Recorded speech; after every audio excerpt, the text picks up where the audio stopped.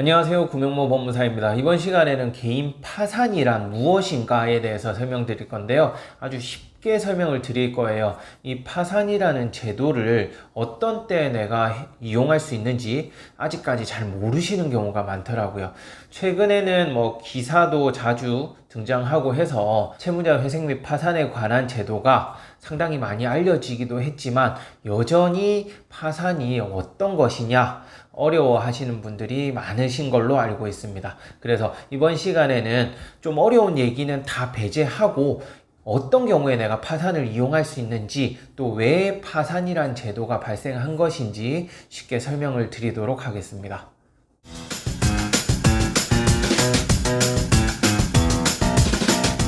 우선 개인 회생이나 파산을 규정한 법은 채무자 회생 및 파산에 관한 법률인데요. 짧게 줄여서 채무자 회생법이라고도 하는데, 이러한 법을 만들어서까지 채무자를 구제하는 제도를 왜 만들었느냐?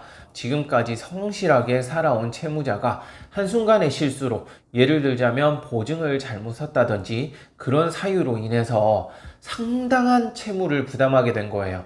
그럴 경우 평생을 내가 벌어도 갚지 못할 정도의 과도한 채무를 부담하게 됐다. 그러한 경우에는 그 채무자뿐만 아니라 채무자의 가족 또한 채무의 고통 속에 살아갈 수 있습니다. 그러한 부분을 고려해서 이러한 채무자를 구제할 방법이 없을까 고민 끝에 만들어진 제도가 채무자 회생 및 파산에 관한 법률이라고 보면 되겠습니다. 그러면 파산 절차는 어떤 경우에 이용할 수 있는가? 첫 번째는 채무 초과 상태에 있어야 됩니다. 채무 초과 상태라 하면 현재를 기준으로 내가 가진 재산보다 빚이 많다는 뜻이에요. 즉 내가 가진 재산을 다 팔아도 도저히 빚을 다 갚을 수가 없는 채무 초과 상태에 빠져 있어야 되고, 지급불능 상태에 빠져 있어야 됩니다. 채무자가 장래에도 변제할 능력이 부족해서 도저히 채무를 변제할 수가 없는 객관적인 상태를 말합니다. 지급불능과 채무 초과 상태에 빠진 채무자의 경우에는 파산 제도를 이용할 수 있다고 보시면 되는데요. 다만 이 파산 제도가 채무자 입장에서는 너무 좋은 제도죠. 왜냐하면 내가 가진 빚을 전부 탕감해 주니까 얼마나 좋은 제도예요. 그렇지만 채권자 입장에서는 생각지도 못한 손해를 입게 되는 제도거든요. 한쪽이 이익을 얻는 만큼 다른 한쪽에서는 피해를 보게 되어 있습니다. 그래서 무조건 채무자만을 위해서 파산을 받아들여 줄 수는 없겠죠. 법원의 결정에 의해서 채권자는 아무것도 못 해보고 그대로 빌려준 돈을 떼일 수도 있는 입장이거든요. 그런 부분을 감안해야 되기 때문에 법원에서는 무조건 채무 초과 상태, 지급불능 상태에 빠졌다는 이유만으로 무조건적으로 파산 면책을 받아주는 것이 아닙니다. 실무상 어떤 부분을 보냐 하면 채무자의 채무 금액, 채무 발생 원인, 어떤 사유로 빚을 지게 됐는지 확인을 하고요. 또 나이도 보고 수입도 보게 됩니다. 부양가족은 몇 명인지, 또 재산은 얼마나 있는지, 배우자 재산은 또 얼마나 있는지, 배우자 수입은 얼마나 되는지, 과거에는 어떤 일을 했고 얼마나 수입이 있었는지 모든 부분을 종합적으로 고려해서 최종적으로 이 사람이 도저히 이 상태로는 채무를 변제할 능력이 되지 않는다라고 판단이 서면 그때 파산 및 면책 선고를 하게 되어 있어요. 그러면 파산을 한다면 모든 빚이 무조건 사라지는 것인가? 그건 아닙니다.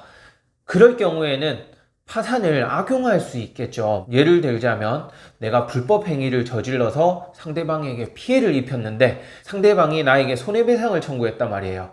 그런 경우에도 파산을 받아주게 되면 그 상대방 피해자는 너무나도 억울하겠죠. 그런 부분을 감안해서 면책 불허가 사유와 비면책 채권이라는 것을 규정해 놓았습니다. 따라서 파산을 한다 해서 무조건 모든 채무가 사라지는 것은 아니고, 이 비면책 채권에 해당하는 채무의 경우에는 파산을 한다 하더라도 여전히 존재하게 된다는 점 알고 계셔야 될 것 같고요. 이 비면책 채권 그리고 면책 불허가 사유는 제가 다른 영상에서 따로 자세히 설명을 해 놨으니까 그 영상을 참고하시면 되겠습니다. 네, 이와 같이 개인 파산이라는 제도는 정말 좋은 제도예요. 채무자 입장에서는. 그렇지만 채권자 입장에서는 너무나도 억울할 수 있는 제도죠. 그런 부분을 감안해서 법원에서도 파산을 보통은 나이가 좀 많으신 경우에 주로 받아주고요. 젊으신 경우에는 예외적으로 부양가족이 많다든지 그러한 특별한 사유가 있을 때에는 예외적으로 파산 면책을 받아주기도 합니다. 그런 부분은 제가 기존 영상에서 파산을 실제 진행했던 사례들을 다룬 영상이 있으니까 그런 영상들을 조금 참고하시면 충분히 도움이 되실 거라고 생각하고요.